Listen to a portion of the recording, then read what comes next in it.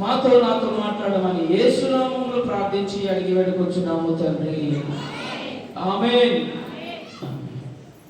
Praise the Lord. Hallelujah. చెప్తారు ఒకసారి అందరూ నవ్వుకుంటూ హల్లెలూయా చెప్తాం. హల్లెలూయా. పడుకున్నవాళ్ళే చెప్పండి. Very good. ఎవరు లేరు పడుకోండి. Praise the lord. నైట్ కాదుగా అందుకే పడుకోలేదంటారా?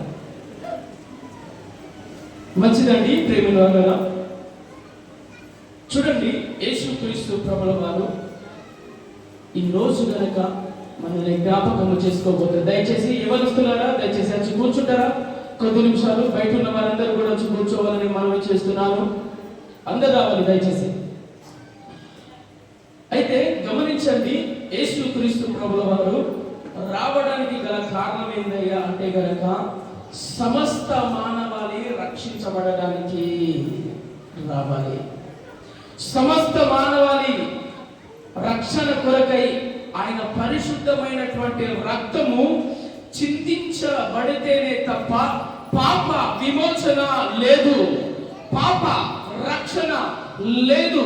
నేతో ప్రేమైన వలన అయితే నాది కూడా రక్తం ఏది చిందించవచ్చుగా, మరి అంతేగా మనది కూడా రక్తం చిందించవచ్చుగా.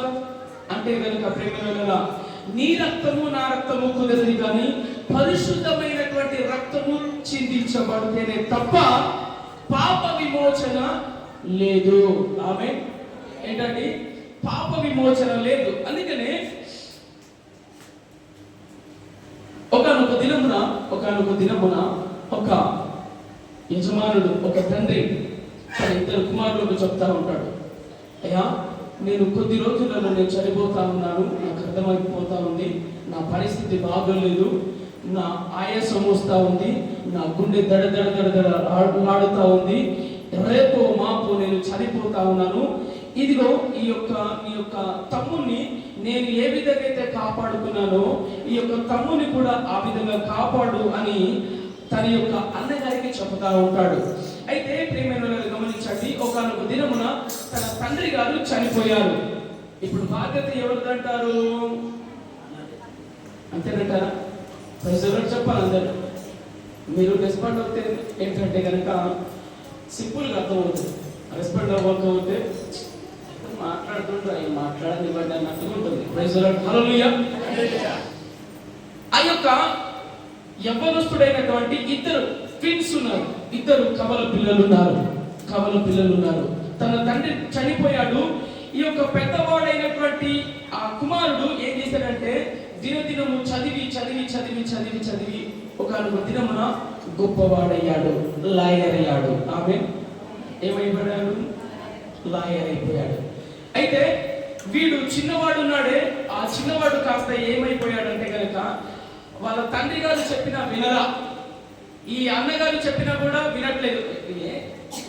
ఏం చదువుతాలేండి అనుకుంటా పక్కదారులు వెళ్ళుకుంటూ, పక్కదారులు తొక్కుకుంటూ, అక్కడ దొంగతనాలు చేసుకుంటూ, ఇక్కడ దొంగతనాలు చేసుకుంటూ, అటు తిరుగుతూ ఇటు తిరుగుతూ, విచ్చలవిడిగా తిరుగుతూ, దొంగతనాలు చేస్తూ పోలీస్ స్టేషన్కు వెళ్తూ వస్తూ అది కామన్ అయిపోయాయి. కానీ ఒకనొక దినమున ఏమైందంటే కనుక దొంగతనానికి వెళ్ళినప్పుడు ఒక దగ్గరికి పట్టబడుతూ ఉంటాడు.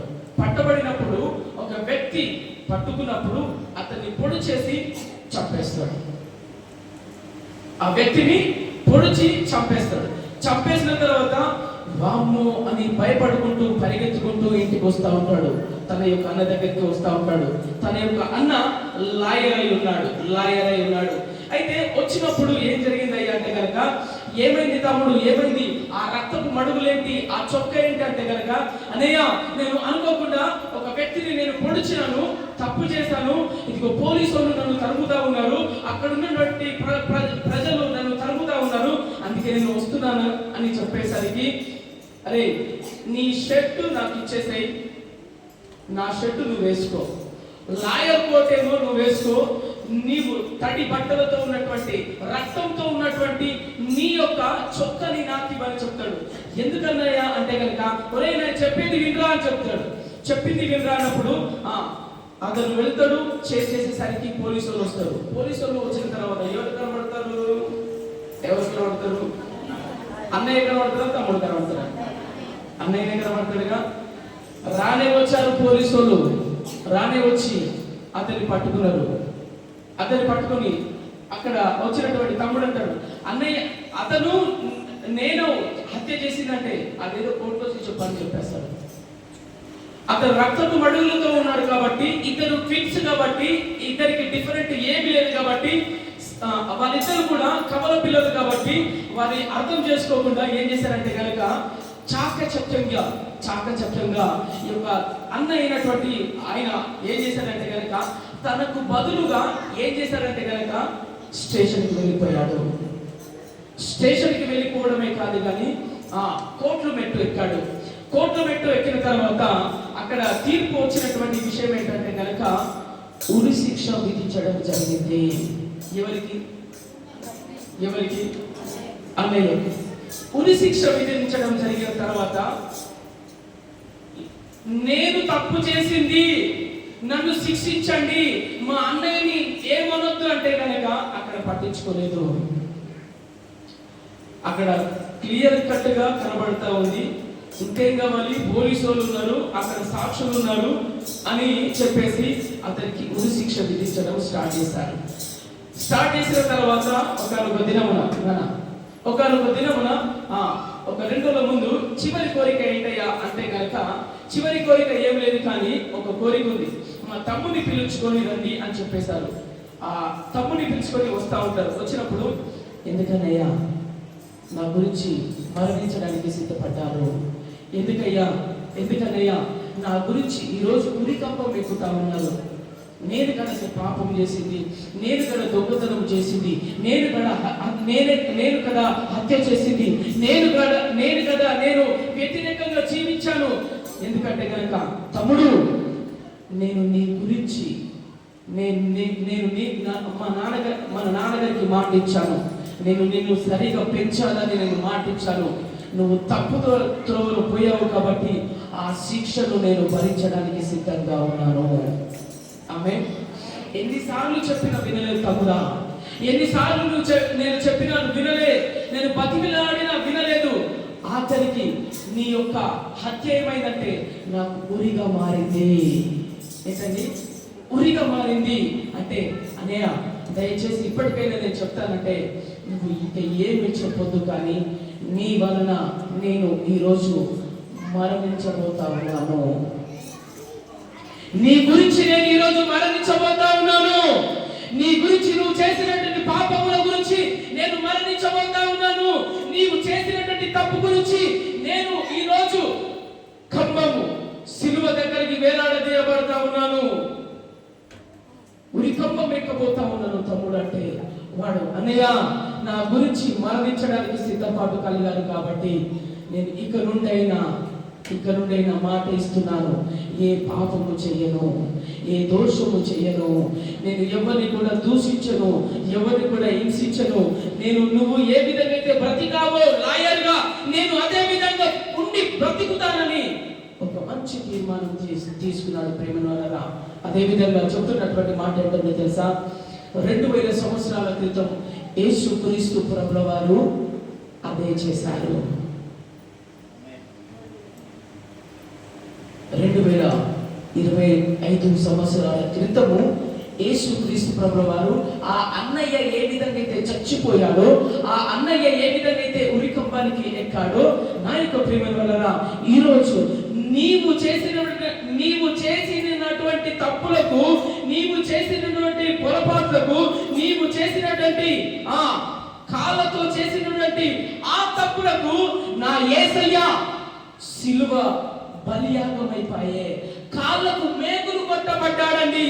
నీవు చేసినటువంటి ఈ చేతుల ద్వారా అనేక పాపాలు చేస్తూ ఉంటారు. ఈ చేతుల ద్వారా అనేక పాపాలు చేస్తూ ఉంటారు. ఈ చేతుల ద్వారా లంచాలు కావచ్చు, ఇతరులని కొట్టడం విషయంలో కావచ్చు, లేకుంటే నానా రకరకాలుగా పాపాలు చేస్తూ ఉంటారు. అయితే యేసుక్రీస్తు ప్రభుల వారు ఇది నీ గురించే చచ్చిపోయాడు, నీ గురించే మరణించాడు. ఇదిగో మేకులు కొడుతూ ఉంటే ప్రేమను వలన అక్కడ ఈ విధంగా 2 చేతులు చాపి కొడుతూ ఉంటే అక్కడ హోల్స్ దొరకకపోతే ఆ యొక్క తాడుతోటి లాగి అక్కడ మొలలు కొడతా ఉంటారు. ఒక్క చిన్న మొల కొడితేనే బ్రతకలేమే, ఒక్క చిన్న ముళ్ళు గుచ్చుకుంటేనే బ్రతకలేమే. అటువంటిది ప్రేమ వలన ఈరోజు యేసుక్రీస్తు ప్రభుల వారు నీ గురించి చచ్చిపోయాడు. ఆయన చచ్చిపోతే మనము సిల్లిగా బ్రతుకుతా ఉన్నాం ఈ రోజులలో. నీ గురించి చచ్చిపోతే సిల్లిగా బ్రతుకుతున్నాం ఈ రోజులలో. నీ గురించి చచ్చిపోతే చర్చిలలో చర్చికి వచ్చిన వారు అదే విధంగా ఉంటున్నారు, చర్చికి రాని వారు అదే విధంగా ఉంటున్నారు ఈ రోజులలో. క్రైస్తవులు ఎవరు? చర్చికి వచ్చేవారే, ఎవరు దేవుణ్ణి నమ్మి ఎప్పుడో ఒకసారి వచ్చేవారే. ప్రియమైన వాళ్ళని గమనించండి, ఇవన్నీ కూడా నీ మీద నమ్మకం పెట్టుకొని ఇకనైనా బాగుంటాడని చెప్పేసి నీ మీద నమ్మకంతోటి ఆయన శిలువ యాగానికి బలియాగమైతే గనక మనం ఈ రోజులలో చూడండి ఏ విధంగా క్రైస్తవులుగా అనబడిన వారు ఏ విధంగా విచ్చలవిడిగా తిరుగుతున్నామో సంగమా గమనించండి. ఆయనకు విలువ ఏమిస్తామండి? ఒక్కసారి అక్కడ చూడండి, ఒక్కసారి చూడండి. 10,000 మందిలో అతి సుందరుడైనటువంటి ఆయన యేసుక్రీస్తు ప్రభుల వారు నీ గురించి అంత బలియాగమైపోయాయి. ఆ కొరడ పట్టి కొట్టేటప్పుడు ఏం చేశారో తెలుసా? చెమడాలు లేసాయి. చెమడాలు తెలుసా కదా? చికెన్ సెంటర్ లో మీకు తెలిసినా చికెన్ కొట్టేటప్పుడు టక టక టక టక టక టక కొట్టేటప్పుడు ఏ విధంగా అయితే అక్కడక్కడ చెమడాలు పడతాయో, ముక్కలు పడతాయో, నీ వలన నీ గురించి ముక్కలుగా నరకపడ్డాడు యేసుక్రీస్తు ప్రభుల వారు. ఇప్పటికైనా మేల్కొండి ప్రేమల వాళ్ళరా, ఇప్పటికైనా దేవుని యొక్క సన్నిధానాన్ని మరవవద్దు ప్రేమల వాళ్ళరా. ఏమిచ్చి రుణం తీర్చుకోగలుగుతాము? ఏమిచ్చి మనము రుణము తీర్చుకోలేము ప్రేమల వాళ్ళరా. ఏమిచ్చి మనము రుణపడున్నాము? ఆయన కోరుకుంటుంది ఏంటో తెలుసా? నా మందిరానికి వస్తున్నావు కదా, నీతిగా ఉన్నాడయ్యా. ఈ రోజులలో చర్చికి వచ్చే వాళ్ళే తాగుతా ఉన్నారే, బయట ఉన్న వారు అదే పని చేస్తున్నారు, లోపల ఉన్న వారు అదే పని చేస్తున్నారే. ఆ శిలువ యాగానికి ఏమైనా పరమార్థం ఏమైనా ఉన్నదంటారా? నేను చర్చిలో ఉన్నానంటున్నావు, మరి ఏమయ్యే నీ భక్తి? నేను చర్చి బయటనే ఉన్నానంటున్నావు, ఏమయ్యే నీ భక్తి? నీ భక్తి ఏ విధంగా ఉండాలో తెలుసా? దేవుడు మెచ్చుకునేటట్లుగా ఉండాలి. కొందరు ఏం చేస్తారో తెలుసంటారా? నా భక్తి నాకు తెలుసులేండి అని వారి అనుకుంటా ఉంటారు. ఒక సంఘములో సభ్యునిగా ఉన్నావు, దేవుని యొక్క మందిరంలో ఉన్నావు, నువ్వు ఏ విధంగా ఉన్నావు? ఒకసారి గమనించండి ప్రేమలారా, ఒకసారి ఆలోచన చేసుకోండి. ఆ యొక్క తమ్ముడి ఇంకా ఏ తప్పు చేయలేదు. నాన్న, తమ్ముడా, నేను ఒకటే కోరుకుంటున్నాను, నీ వలన అయితే నేను చచ్చిపోతున్నాను, కానీ ఇకనైనా నువ్వు బాగుంగా బ్రతుకురా, ఇకనైనా నేనే విధంగా అయితే బ్రతికినో ఆ విధంగా బ్రతుకురా అంటే కనుక ఆ చిన్న కుమారుడు తూచ తప్పకుండా అన్నయ్య రూపకంలో చక్కగా బతికాడు, పద్ధతిగా బతికాడు. ఒక మాట చెప్పాలంటే పాత రోత జీవితాన్ని వదిలేసి తన అన్నయ్య ఏ విధంగా అయితే బ్రతికాడో ఆ విధంగా బ్రతుకుతా ఉన్నాడు. ఈ రోజులలో క్రైస్తవులు ఆ విధంగా బ్రతకట్లేదు, మారు మనసు లేదు. నేను చర్చికి వస్తున్నాను అంటున్నాను, కానీ చర్చిలో మారు మనసు లేకుండా వస్తున్నారు. చర్చికి వచ్చి తాగి వస్తున్నారు, చర్చికి వచ్చి బూతు మాటలు మాట్లాడుతూ ఉన్నారు, చర్చిలో వచ్చి రకరకాలుగా మాట్లాడుతూ ఉన్నారు. మారు మనసు కలగాలి. దేని బట్టి తెలుసా? శిలువని బట్టి. దేని బట్టి తెలుసా? ఆయనని బట్టి అండి. ఎవరిని బట్టి నువ్వు మారుతావు? దేవుని బట్టి నువ్వు మారాలి. సేవకులను బట్టి మారద్దు, సంఘంలో సభ్యులను బట్టి మారద్దు. ఇక ప్రియమైన వాళ్ళరా, బాధకరమైన విషయం మన సంఘమే కాదు, సంఘాలలో, ప్రతి సంఘాలలో ప్రియమైన వాళ్ళరా, ఆ కుమారుడు మారిపోయాడండి. ఆ కుమారుడు మార్చబడ్డాడండి. ఆ కుమారుడు ఇంకా ఎప్పుడు కూడా ఆ పాపము చేయలేదు. ఈ రోజులలో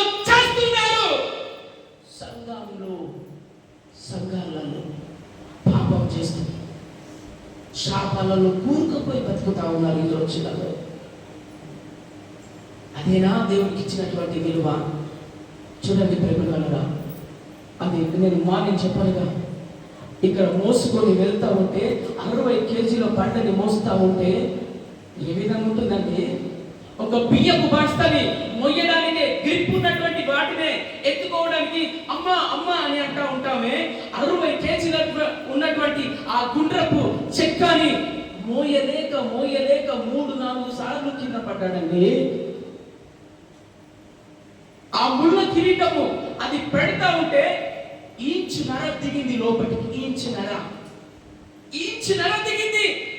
దానికి వెళ్ళగడతావా? వెళ్ళగడతారా? మనము ఒక్కసారి ఆలోచన చేసుకోండి ప్రేమలో కదా.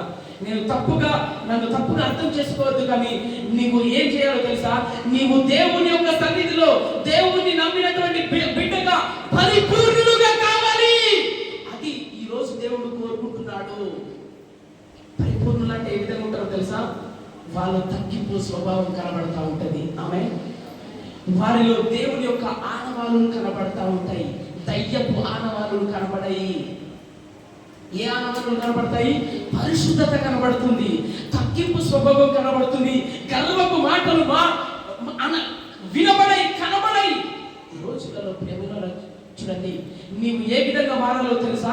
ప్రార్థన చేసుకోవాలి. అయ్యా, నేను ఎంత పెద్దగా ఉన్నా కానీ, నేను సర్పంచ్నైనా, నేను లాయర్నైనా, నేను ఎమ్మెల్యేనైనా, నేను ఎంపీనైనా, నేను సీఎం అయినా, నేను పిఎంనైనా, నీ యొక్క సన్నిధిలో మాత్రము నేను ఇదిగో ఎక్కడ కూడా అతిశయపడనయ్యా, నీకు అనుకూలంగా ఉంటాను. ఆమేన్. అందుకే నేను మంటనాథ్ గారి రోజు ఒక మాట చెప్పినాను. ఏంటో తెలుసా అంటారా?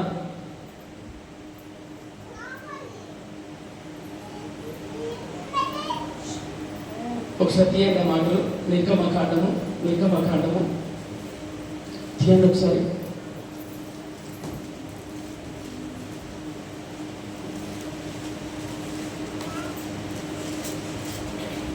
మూడు 13వ అధ్యాయం 13వ వచనం.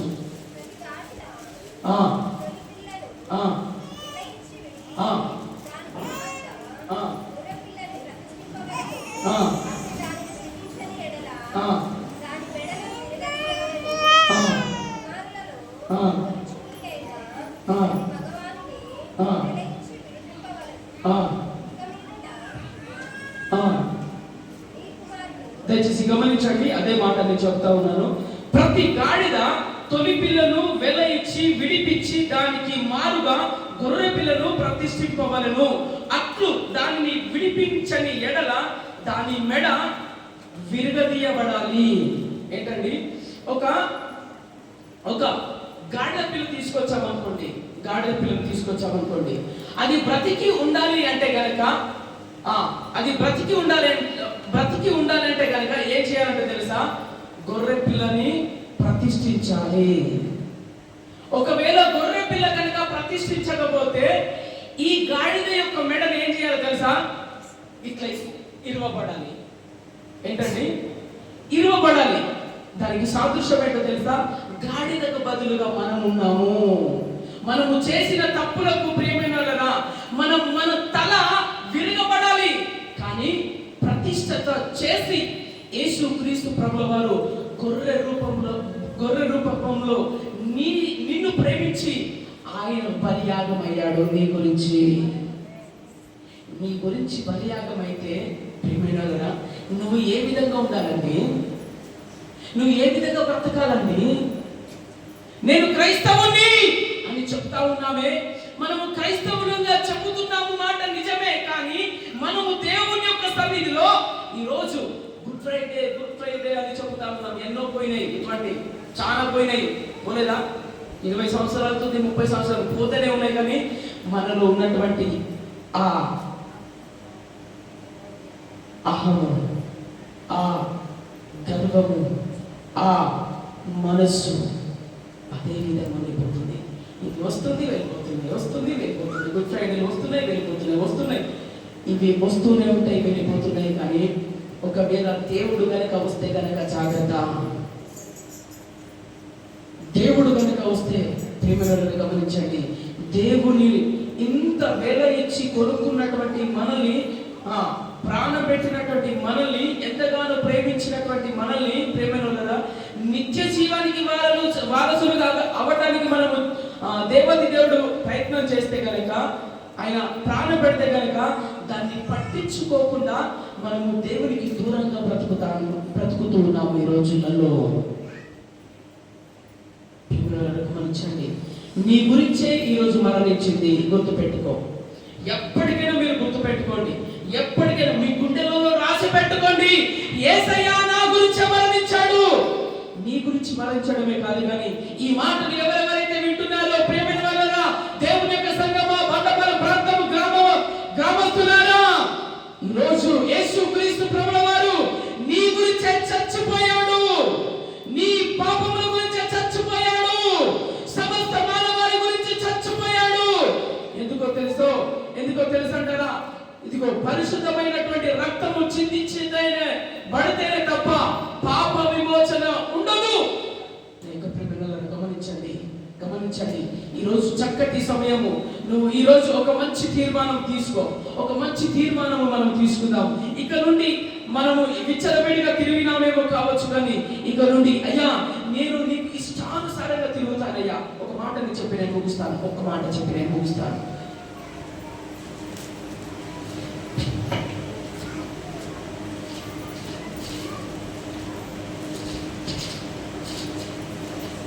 మార్కు సువార్త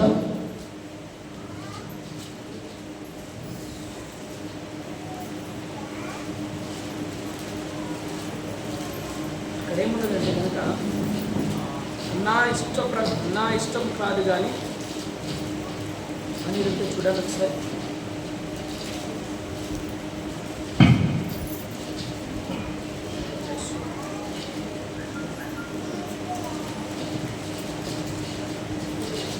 చూడండి ఒకసారి మాట, నా ఇష్ట ప్రకారం కాదు కానీ అనే మాట చూస్తున్నాం అక్కడ.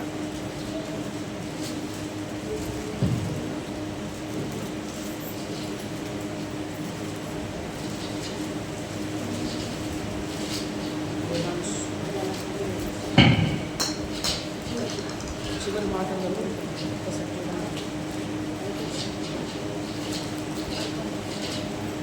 అక్కడ మనము చూస్తున్నాము, ప్రార్థన చేస్తుంటాడు యేసుక్రీస్తు ప్రభుల వారు. ప్రార్థన చేస్తున్నప్పుడు అయ్యా నీ చిత్తమైతే ఈ యొక్క గిన్నెను నా నుండి తప్పించండి, కానీ నా ఇష్ట ప్రకారం కాదు కానీ నీ ఇష్ట ప్రకారమే జరుగును గాక అన్నట్టుగా ఉంటుంది. చూసారా?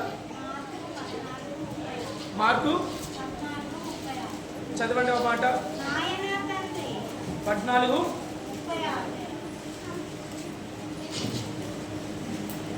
మార్కు సువార్త 14వ అధ్యాయమా 14:36 చదవండి.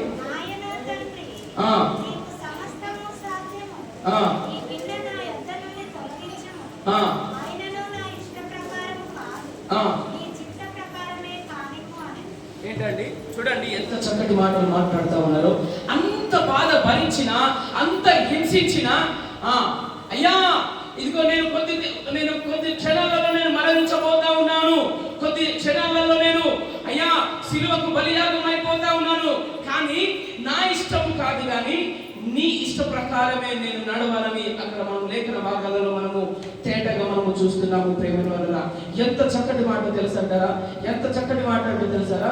ఇదిగో నేను మరొకసారి చదవండి ఆ మాట. అయినను నా ఇష్ట ప్రకారము కాదు. ఏంటండి? అయినను నా ఇష్ట ప్రకారం కాదు. మనం నిందలు వచ్చినప్పుడు ఏం చేస్తామో తెలుసా?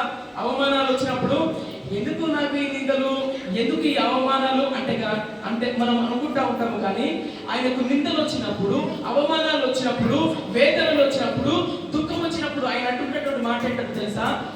అయినను నా ఇష్ట ప్రకారం కాదయ్యా, నీ ఇష్ట ప్రకారము జరగాలి. ఏంటండి?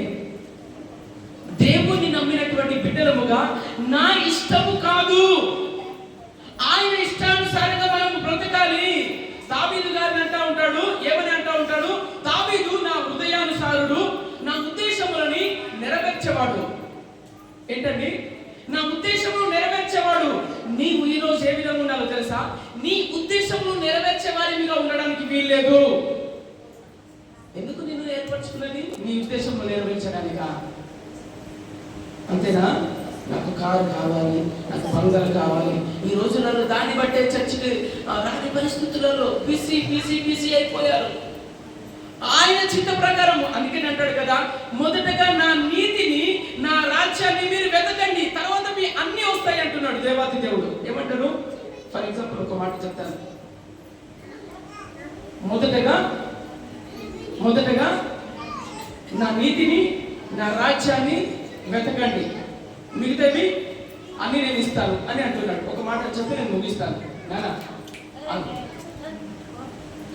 స్కూల్కి వెళ్ళే పిల్లోడు మనకి బట్టలు కావాలని అడుగుతాడా? స్కూల్ నా కొడుకున్నాడు, షనున్నాడు, వీడికి డ్రెస్ కావాలని వీడు అడుగుతాడా? నేను ఒకటే మాట్లాడతా, అరే షను నాన్న నువ్వు చక్కగా చదువుకో, నీకు ఏం కావాలంటే అది ఇస్తాను. నేనేమన్నాను? ఒకటే మాట అన్నాను, నువ్వు చక్కగా చదువుకో, నీకేం కావాలంటే నేను అది కొలిస్తానని చెప్పాను. దేవాది దేవుడు అదే అంటా ఉన్నాడు. ఏమని అంటా ఉన్నాడు? మొదటగా నా నీతిని, నా రాజ్యాన్ని నువ్వు వెతుకు, అవన్నీ కూడా నీ కాళ్ళ దగ్గరకు వస్తాయి అంటే కనుక మనం ఆ మాట నమ్మం. ఏంటో తెలుసా? ఆ భారాన్ని మనమే భరించుకుంటాం. ఏంటి? ఆ భారం మనమే భరించుకుంటాం. ఇప్పుడు చూడండి ప్రేమ వల్ల, వానికి ఏ షర్ట్ కావాలో వాడు చెప్పకుండా నేను తీసుకొని వస్తా, వానికి ఇష్టమైనటువంటి డ్రెస్ నేను తీసుకొని వస్తా, వానికి ఇష్టమైనటువంటి కేక్ ని నేను తీసుకొని వస్తా, వానికి ఏదైతే ఇష్టమో అదన్నీ కూడా నేను తీసుకొని వస్తా. ఎందుకు? వానికి ఏది ఇష్టమో నాకు తెలుసు. ఆమేన్. వానికి ఏ ఇష్టమో, వాడు ఎట్లా ఉండాలో నాకు తెలుసు. ఎటువంటి డ్రెస్సులు కావాలో, ఏ విధంగా ఉండాలో నాకు తెలుసు. కానీ నేను అంటున్నటువంటి మాట ఏంటంటే, రే నువ్వు మాత్రం బాగుగా చదువురా అని ఒకటే మాట అంటున్నాను. దేవుడు కూడా అదే అంటున్నాడు. నానా నువ్వు నీతిగా బతుకున్నానా? నువ్వు నిజాయితీగా బతుకున్నానా? తప్పుడు దారిలో నువ్వు ఎందుకు వెళ్తున్నావు నానా? తప్పుడు త్రోవలు ఎందుకు పోతున్నావు నానా? నువ్వు సరిగా ఉండు. నీకు కుటుంబంలో అన్ని ఆశీర్వాదాలు, సర్వ సంపదలు ఆయన యందు గుప్తములై ఉన్నాయండి. నిన్ను కాకపోతే ఎవరిని ఆశీర్వదిస్తాడు? నీ కుటుంబ సమస్యలని పరిష్కరించకపోతే ఎవరి యొక్క సమస్యలు పరిష్కరిస్తారండి? కానీ మనం ఏం చేస్తున్నామో తెలుసో, ఆయన నీతిని, ఆయన రాజ్యాన్ని వెతకకుండా మనమే వెళ్ళిపోతున్నాము. అది పరిస్థితి. కాబట్టి ప్రేమలను గమనించండి. నీ తండ్రికి ఏది కావాలో నీకు తెలుసు. అందరు జాగ్రత్తగా వినండి. నీకు ఎప్పుడు పెళ్లి కావాలో నీకు ఎప్పుడు పెళ్లి చేయాలో దేవునికి తెలుసు. నీకు ఎప్పుడు పిల్లలు అవ్వాలో దేవునికి తెలుసు. నీకు ఎప్పుడు కారు ఇవ్వాలో దేవునికి తెలుసు. నీకు ఎప్పుడు బైక్ ఇవ్వాలో దేవునికి తెలుసు. ఎప్పుడు ఏది ఇవ్వాలో నా దేవునికి తెలుసు. అందుకని అంటాడు కదా, ఏమి తిందుమో, ఏమి త్రాగుదుమో. ఎందుకు వాటి గురించి బాధ? ఆకాశ పక్షులను చూడండి, అవి విత్తవు, కోయవు, వాటికంటే శ్రేష్ఠులు కారా? అంటే మనం ఏం చేస్తున్నామంటే ప్రేమగా ఈ యొక్క బలియాగాన్ని పక్కకు పెడతా ఉన్నాము, యేసయ్యని పక్కకు పెడతా ఉన్నాము. చూడండి ప్రేమగా, యేసయ్య భయం ఉంటే నువ్వు చర్చికి రాకపోతే ఎట్టుపోతావండి.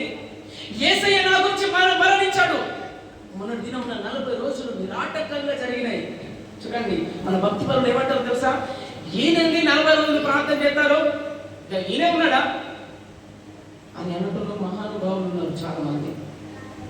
ఎందుకో తెలుసా? చూడండి ఆ మాటలు అంటా ఉన్నారు. వాళ్ళు ఎవరో తెలుసా? భక్తిహీనులు.